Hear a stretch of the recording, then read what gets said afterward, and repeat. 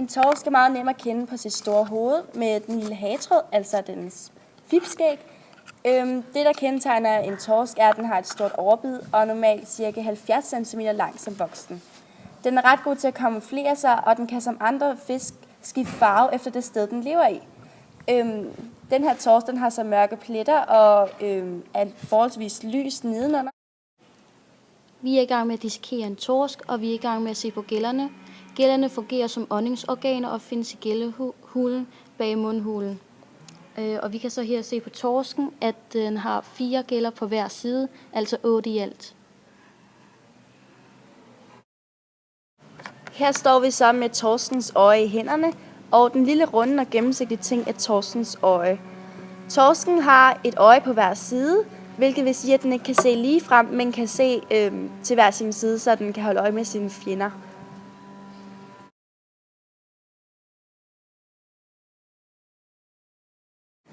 Her klipper vi så fisken op for at nærstudere dens indre organer.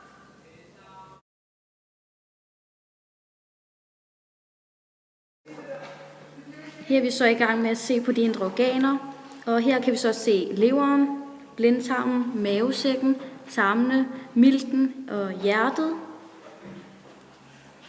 Ja, det er jo.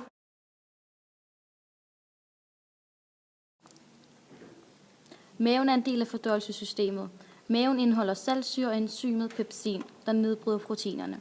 Fra maven sendes maden videre ned i 12-fingertarmen.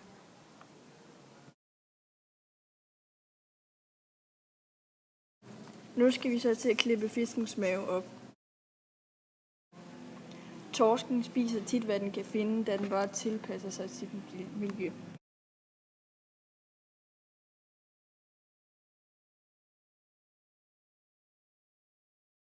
Man kan se, at den har spist rejer, muslinger og en lille fisk. Okay. Kan du kløs? Vi tager så leveren ud og kigger lidt nærmere på den. Leveren er et livsnødvendigt organ, der blandt andet behandler kroppens affaldsstoffer. Leveren er i stand til at ændre stoffer, for eksempel gøre dem mere vandopløselige, så de lettere udskilles i nyrerne. Her har jeg så dens hjerte i min hånd. Det er ret lille faktisk. Skal vi lige vise, hvor det har siddet henne måske? Det har siddet herinde. Det sidder faktisk forholdsvis tæt på dens mund, synes jeg. Ja. Altså sådan. Det sidder ret langt op Det sidder i halsen faktisk. beskyttet af de her 2 knogler, eller hvad det end er. Og det her har vi så svælget. Så under svælget sidder det faktisk. Ja. Ja, prøv at se, der har vi den skæg, det er sådan, den er blevet kendt på. Og der er dens tunge, den. Og her har vi dens tænder. Den sidder der. Ej, kan man lige